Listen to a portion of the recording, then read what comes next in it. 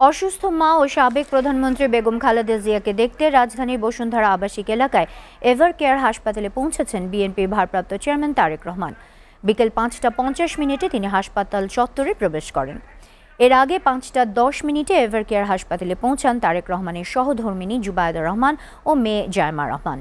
হাসপাতালে প্রবেশের সময় তারেক রহমানের সঙ্গে ছিলেন বিএনপি স্থায়ী কমিটির সদস্য আমির খসরু মাহমুদ চৌধুরী, সালাউদ্দিন আহমেদ ও ডাক্তার জাহিদ হোসেন সহ দলের শীর্ষ নেতারা।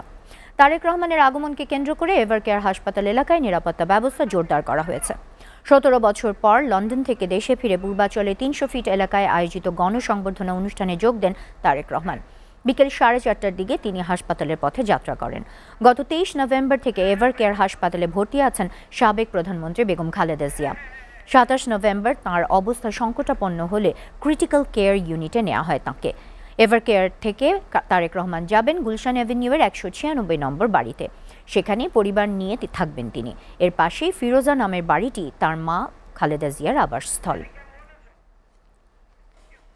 খালেদা জিয়াকে দেখতে রাজধানীর বসুন্ধরায় এভার কেয়ার হাসপাতালে গেছেন তারেক রহমান। সেখানে রয়েছেন সহকর্মী তাশরিক সঞ্চয়। আমরা সরাসরি চলে যাচ্ছি তার কাছে। তাশরিক, হাসপাতালে কখন পৌঁছেছেন তারেক রহমান আর সেখানকার পরিস্থিতি এখন কেমন দেখছেন? তাসিনা, শুভ সন্ধ্যা আপনাকে, সেই সাথে দর্শকদেরও শুভ সন্ধ্যা জানিয়ে এই মুহূর্তে সরাসরি সম্প্রচার শুরু করতে চাই।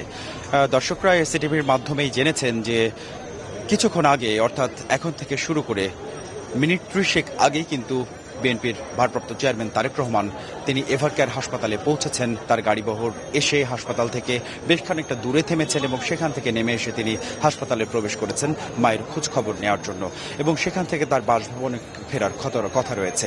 এই যে সময়টা, এই সময় আমরা খেয়াল করেছি যে তিনি যখন বিমানবন্দরে নেমেছেন, এরপরে সবুজ ছুঁয়েছেন, মাটি স্পর্শ করেছেন, এরপর তার জন্য বিলাসবহুল যে বুলেট প্রুফ গাড়ি সেটি রেখে সে বাসে করে তার গাড়িবহর রওনা করেছেন এবং তারপর সমাবেশস্থলে পৌঁছেছেন। সেখানে তার জন্য যে বিশেষ যে চেয়ার রাখা হয়েছে সেটি ব্যবহার না করে তিনি কিন্তু একটি সাধারণ চেয়ার ব্যবহার করেছেন।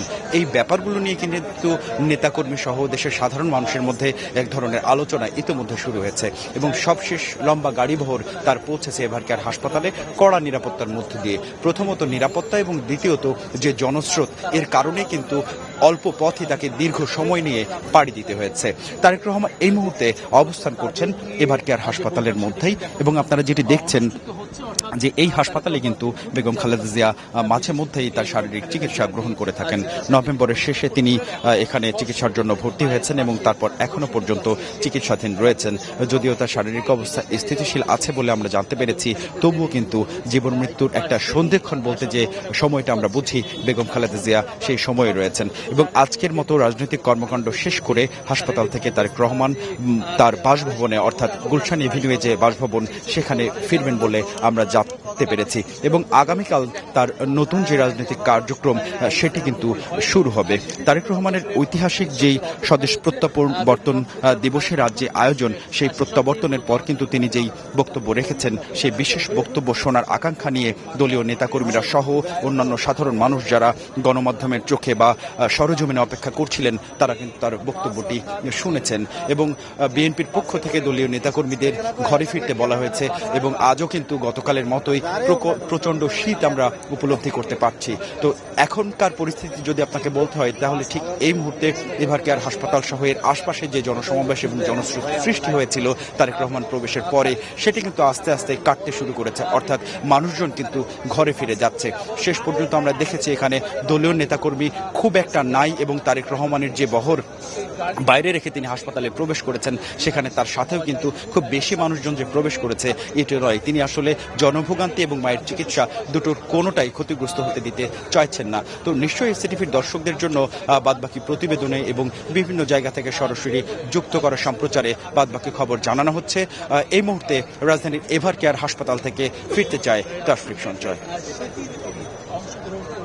জি তাশরিক, আমরা পরবর্তীতে দরকার হলে আপনাকে আবারও যোগাযোগ করব। আপনাকে অসংখ্য ধন্যবাদ।